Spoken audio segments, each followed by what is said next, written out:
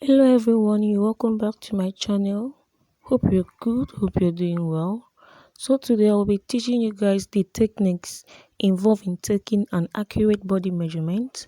So if you're new here, you're highly welcome. This is GB Fashion World where we learn pattern drafting, fair and cutting, and sewing as well. Please do subscribe and turn on the notification bell so you'll be notified whenever I upload a new video. Let's get started.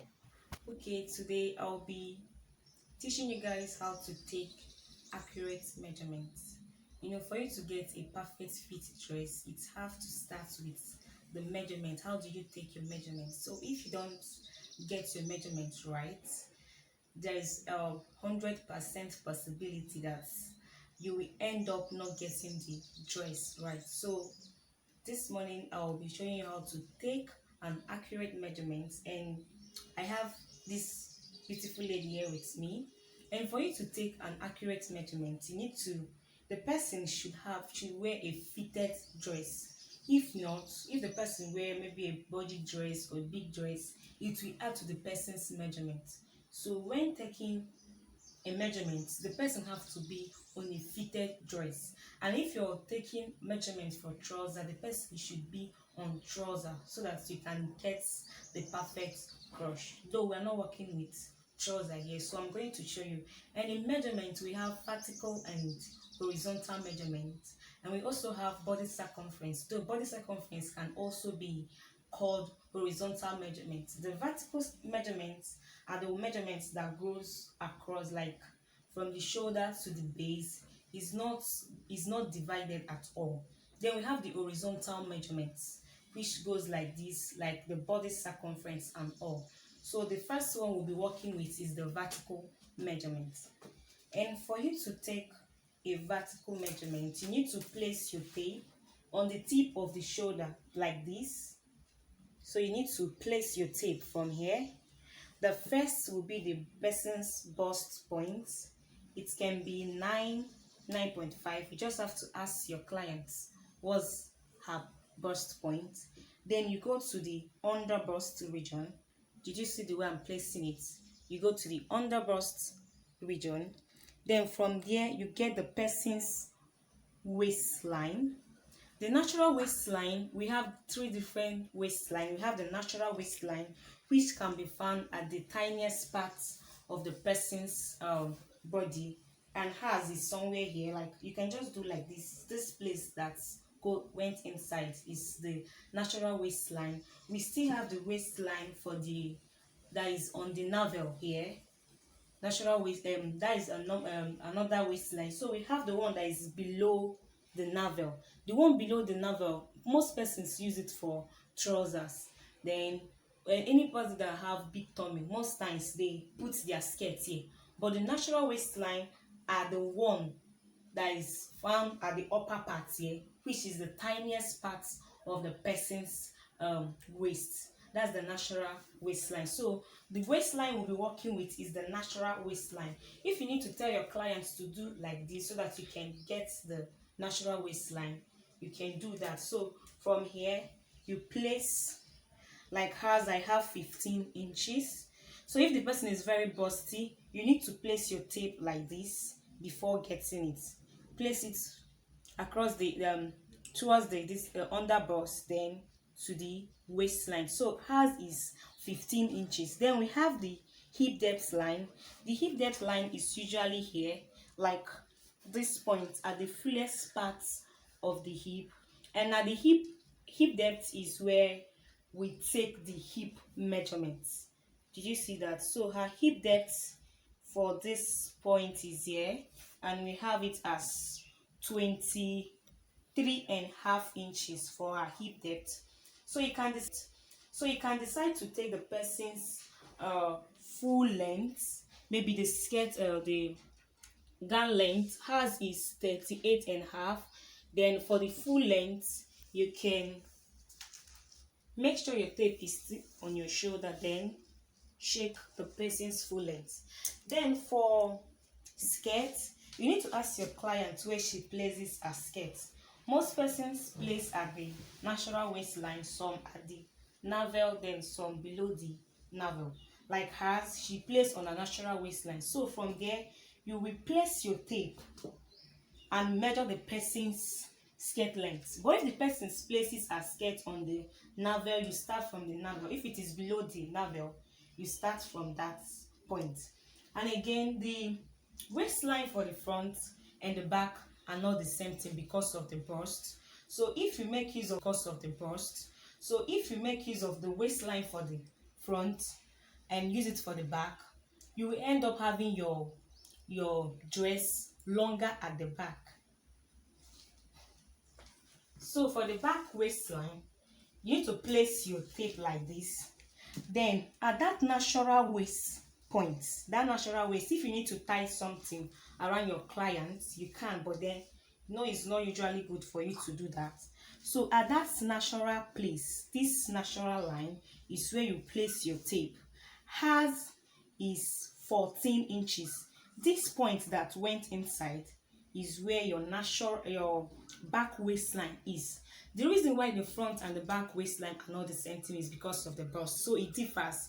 Most persons that are very busty, the difference between their back waistline and the front waistline can be 2 inches, 2.5 or 3 inches, depending on how the person's bust is. That's why when we're drafting our basic bodies, we use a bust dart to make the front and the back waistline come together. So because she's not busty, the difference between her front and the back is just 1 inch. So for the vertical measurement, so for the sleeve, you need to place it at this bone here.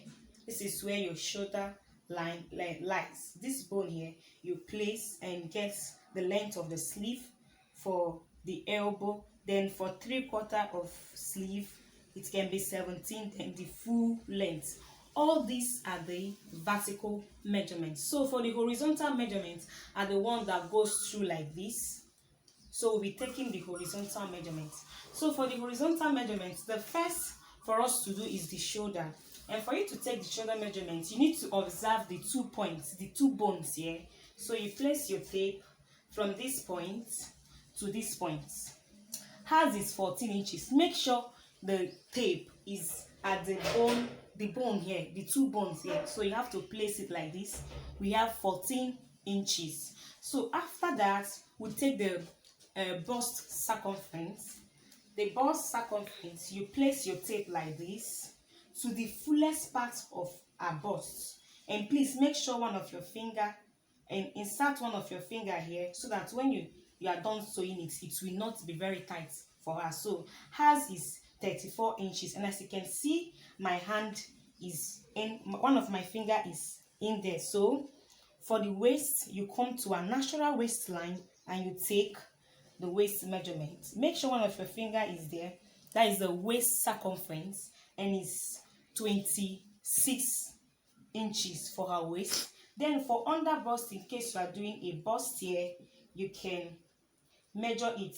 So for the under bust, some persons are very busty. Their under bust sometimes used to be more tinier than the waist, like the measurements. Your under bust circumference can be more than your waist, or your waist can be more than the under bust. It depends, and it varies for everybody. There is no law that says that your under bust will be bigger than your waist, or your waist will be bigger than your under bust. So you just have to take your client's under bust circumference. So you place like this, and you can see our own under bust is bigger than the waist. Make sure it's at the under bust. Make sure it's at the under bust like this. Did you see? So it's bigger. These are under bust where her bra stops. That's where the under bust is. Then for the hip depth, you need to measure the widest parts of the hip like this. You need to measure the widest parts of the hip. So you can just use your hand to try to bring it down. Did you see what I'm doing? So you will now arrive at the point. So we have 34.5 for the hip circumference. So then we have what we call the across front, or the chest width. in case you are drafting an off shoulder or you're drafting a bustier, you need to check. When drafting off shoulder or a bustier, we make use of this across front to get the perfect fit, so that when you are done making your dress, your sleeve will not be falling off. You don't use your shoulder to make an off shoulder, because whenever you alter a dress, there is something called gaping. It might occur, so you need to get the width of the person's neck. So how you do it is that from this point where her bras is like this point, you place your tape to this other point. Did you see? To this other point. So for her is 8 inches. Is 8 inches. So when you are drafting a bustier, you divide it into 2, which is 4. So our neckline width should be 4 inches. Hers is 8 inches. So when you are doing drafting an off shoulder, a bustier, you use this 8 inches to give her the perfect fitting for her dress, and it won't have any gaping or any opening for here. Then for the back is usually bigger than the front one, so we'll be shaking the back like this to this point. So we have for the back as 9 inches for the back. The front is 8, while the back is 9 inches. So there is a lot that said is usually 1 inch bigger, but then it differs for everybody. So you have to measure your clients across front and across back. Then we're coming to the end of the class. So for an off shoulder, this is how you measure for an off shoulder. You measure the person's upper chest circumference. If you want it to be too tight, you can do it like this. Measure the person's upper chest circumference. Did you see that? We have 32.5. Make sure one of your fingers is here and make sure it's tight, so that when you're sewing it, it will be tight for her. Then you measure the shoulder circumference like this.